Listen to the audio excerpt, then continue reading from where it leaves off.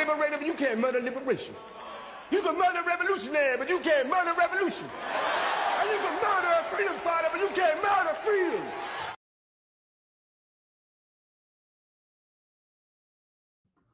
Hello, everyone, and welcome to the Art of Political Discourse. Let's get right to it. Unemployment in America is rising. Why it is so?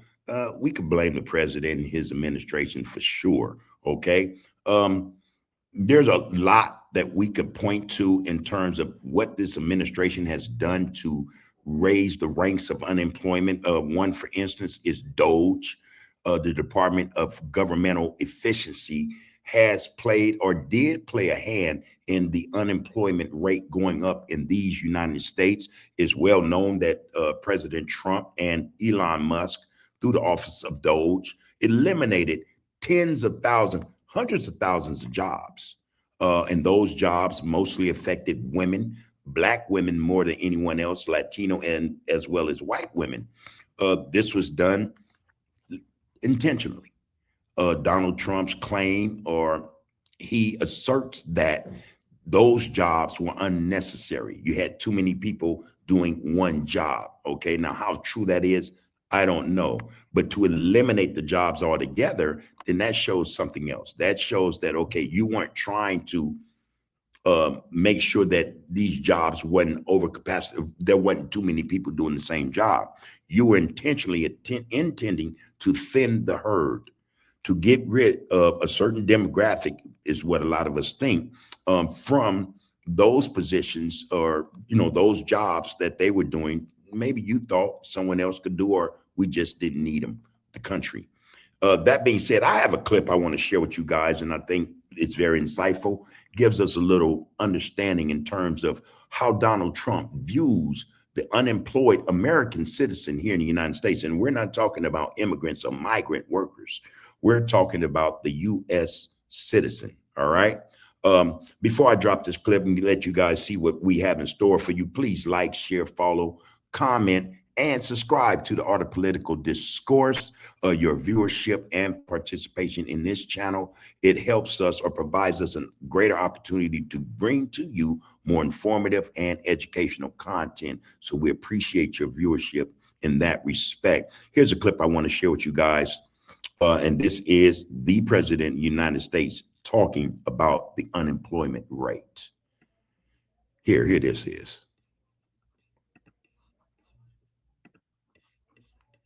Read this because I would have said it the other night, but I was not allotted too much time, actually. He had a couple of brand new shows opening, and I understand that. But I do want to say, and some people say, oh, you shouldn't say it. It sounds negative. To me, I think it sounds positive. The only reason our unemployment tucked up and went up to 4.5%, which it went up to 4.5%, which is quite a low number, but still, is because we are reducing the government workforce by numbers that have never been seen before. In other words, government jobs are way down. Why? I'm pretty sure he'll try to explain it away or tell some lie. But again, I just mentioned a minute ago, government jobs are way down because of DOGE, the Department of Governmental Efficiency. They didn't see fit for a lot of women, mostly, to have those jobs. They thought it was unnecessary. You know, you took those jobs. And as you know, we don't need 10 people to fill one job, which is what we had in government in many cases. So the government workforce, by numbers that have never been seen before, has been reduced very substantially, and it will continue to be reduced. So that means more jobs will be taken. That means then more people will be unemployed. That means, yes, the unemployment rate will go up some more. I think Donald Trump is trying to say that the unemployment rate here in the United States is 4.5%. Actually, it's higher. Actually, it's way higher, maybe 4.8. You know, it depends on what data we're looking at or how they manipulate the data to make it not seem as high as he's quoting it now. 100% of our new jobs are in the private sector. Again, those jobs that he's talking about, those jobs will consist of AI, artificial intelligence, being a part of these new jobs. So then that means those people who are being laid off or fired, whose jobs are being taken from them, more than likely won't have these skills or artificial intelligence skills, know-how to go and get these new jobs he's talking about. Also, it could be considered that there won't be any room for a human being to be working in whatever job capacity that is if we're talking about tech. Artificial intelligence will start to take a lot of our jobs. They will. You know, I don't know if a lot of American citizens understand this in the sense of what's about to occur in American society, for the world, in the world for that matter. But artificial intelligence is about to make its mark in the job sector on a level or scale never seen before, you know. So here's more of Trump and his lies. So this is for the last number of months. Think of that, 100%. Are you shocked to hear that? That's the way to make America great again, when you think, right? It's the only way. No, you make America great by making sure that its citizens are taken care of, that they have health care, that there are jobs that are there to where human beings can work these jobs. You know, it's about a paycheck, right? It's about the economy. Then you want the human race, you want American citizens involved in the job sector. 100% of new jobs are in the private sector. And I could reduce unemployment to 2%, 1%, or practically zero by just hiring people into the federal government, even though those jobs are not necessary, which is what we had before. We had millions and millions of people having jobs that they never even showed up. He doesn't take into consideration or account that COVID happened. It actually happened, Trump. This was the same virus or this thing that was killing off thousands of American citizens when you suggested they shoot themselves with Clorox bleach or, use bleach as a remedy for COVID. COVID did happen. And as a result, a lot of American citizens lost their jobs and a lot of American citizens were sent home to work from home.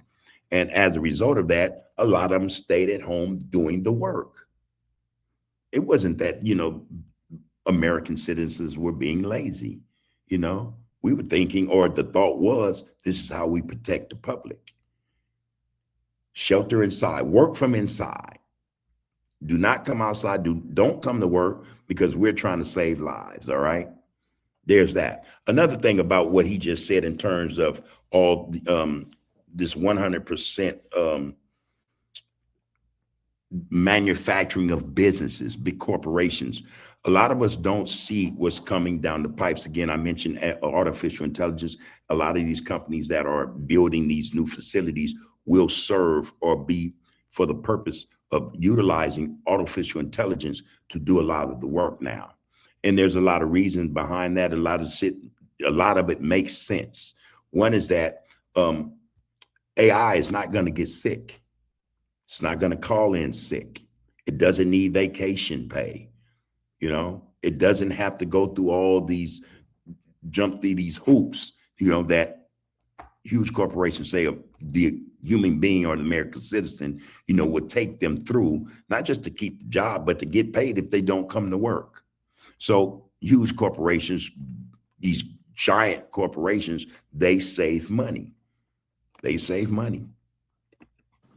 So I wish that the media would report that the 4.5% is an amazing number. And again, if they don't report it, I guess maybe I'll just let some people go into the federal workforce. It'll look really wonderful. And what we're doing is the only way you can do it to make a country great. You can't have the government jobs. You have to have the private sector jobs. And these are among the biggest hires of private sector. So we have reduced the federal workforce by tremendous hundreds of thousands of people.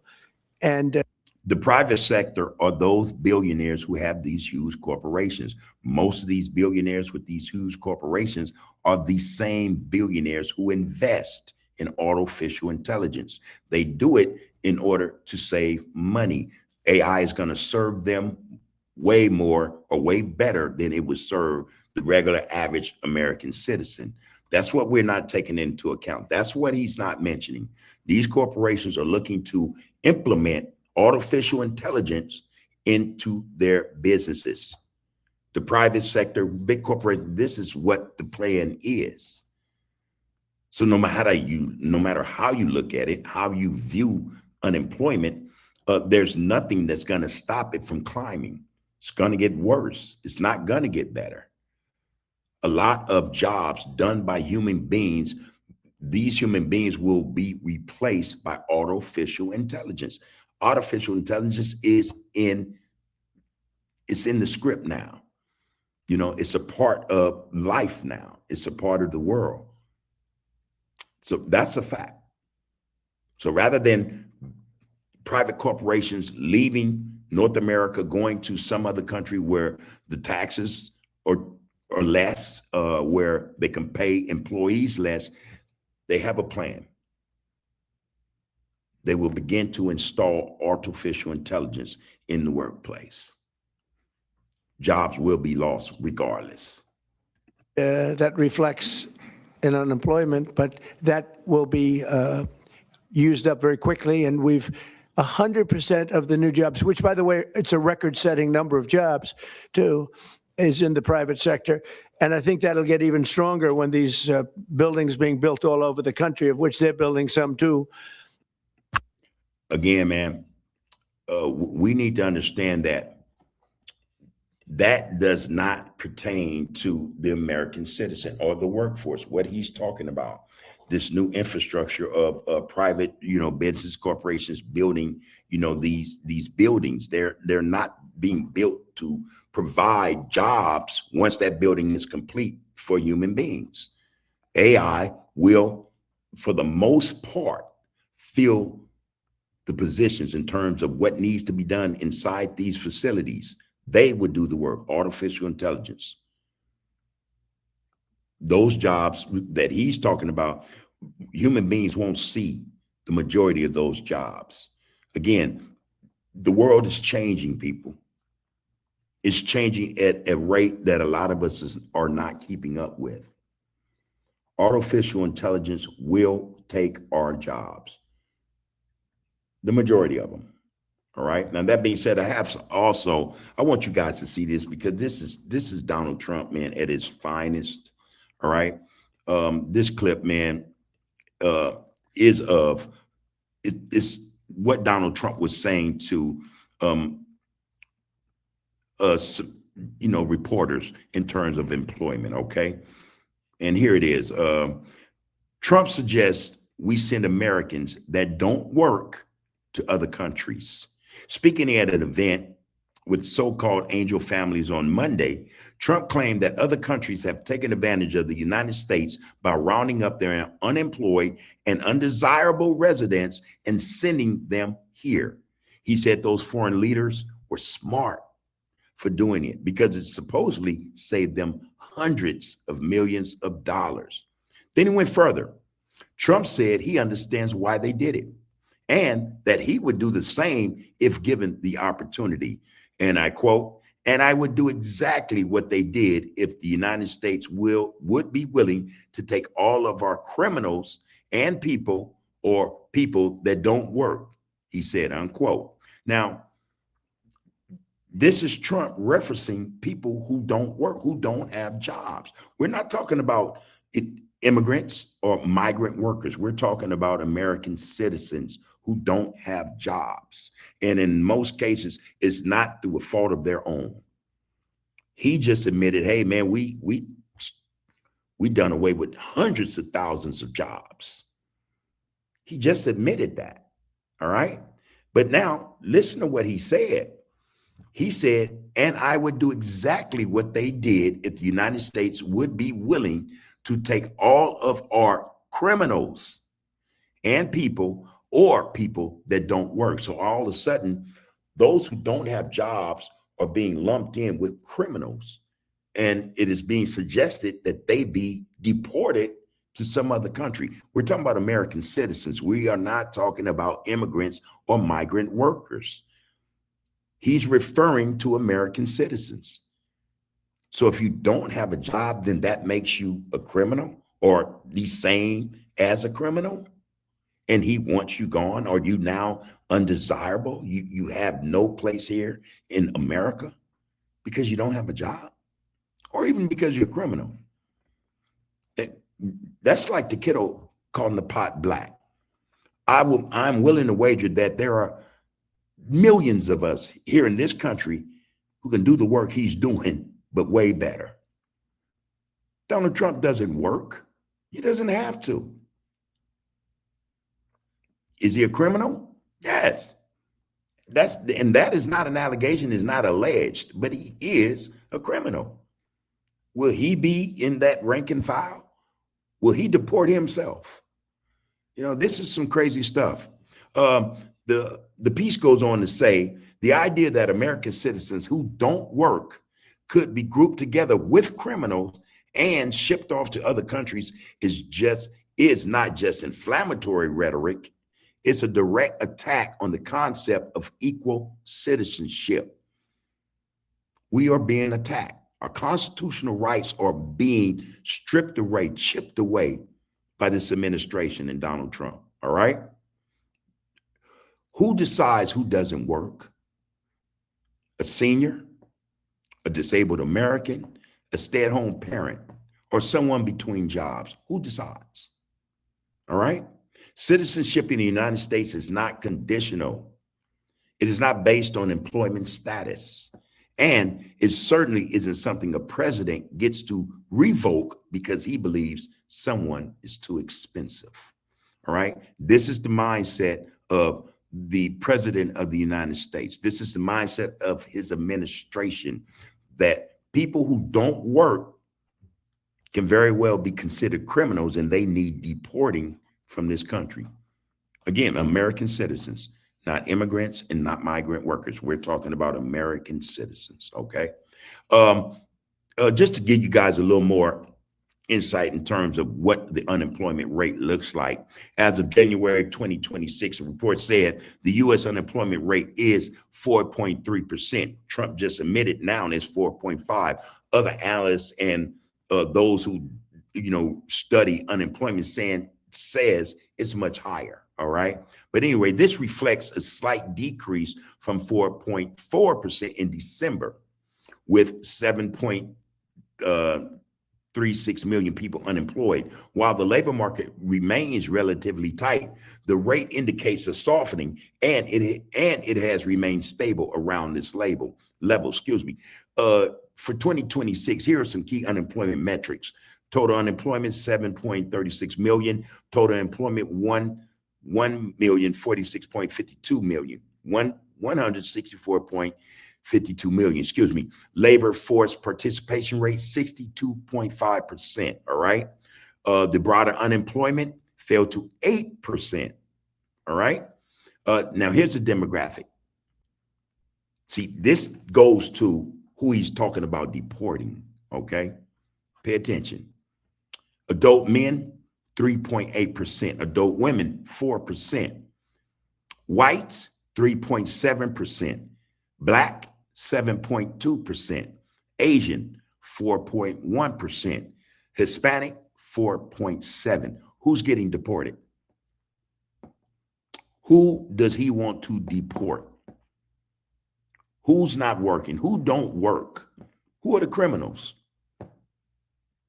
Okay. We need to really give it some thought. We want this country to be all that it can be. Of course, I think that goes for everyone here, but this is not the way to make it that, this is not the way to make America great, and damn that great again stuff. All right. But in order to make America that country, which actually supports its citizens, does everything it can to make sure that its citizens are healthy, that there is employment, there are ways or means for the citizens to, take care of their responsibilities, be a part of the system, if you will. There are more ways to doing that than what we see coming out of the Trump administration. What he's doing to this country is not the way to make this country all that it can be. All right. And again, there's a lot going on here. High unemployment in early 2026 is driven by a combination of cooling economic growth, significant layoffs in sectors like technology. This is where AI is going to come into play, people. And actually technology is going to be, the thing. But a lot of us won't have those technological jobs. And a job mismatch where workers' skills do not align with available positions. Again, key factors driving high unemployment, sector-specific layoffs, and slow growth. Okay, that would include, what you can get from that is significant layoffs in tech and reduced hiring in other industries have contributed to according to Reuters, 4-year high in jobless rate. Labor market mismatch. Again, we talked about workers being in jobs that they're really not qualified to be in, things of that nature. Economic stall speed. Okay, the economy is growing slower than required to keep up with the expansion of the labor force. All right. Reduced demand and uncertainty. Fears of an economic downturn have led some businesses to reduce hiring. Okay, and then regional factors. Areas like California have faced specific challenges, including slow recovery in the entertainment industry and high cost of living issues, all right, causing rates to remain elevated. This is what's going on, all right? This is what's going on. The country isn't in this position because there are people who don't work or because there are people who are criminals. That's not why the country is in this position. That's just not it. And most of us know this. The country is in this position because of bad governance. That's it. That's it. We are looking at an economy that is going to ruin a whole lot of families in this country. It's getting worse. It's not going to get better. All right. With what's happening in the Middle East, we need to understand that that's going to affect each and every one of us. Gas prices will go up. As a result, transportation costs will go up. As a result, groceries will continue to rise. As a result, insurance goes up, mortgage goes up, rent in some instances goes up, utilities, everything will go up. The cost of living will go up. And again, that's not because people in this country, United States citizens, do not want to work. It's because we have a government that does not know how to govern. That's simple. That's simple. Right quick, I want to add that you please like, share, comment, subscribe, and follow the Art of Political Discourse. Your viewership is very much appreciated. Because of it, we will continue to bring you informative and educational content. That being said, people, take care of yourselves and one another. You can murder a liberator, but you can't murder liberation. You can murder a revolutionary, but you can't murder revolution. And you can murder a freedom fighter, but you can't murder freedom.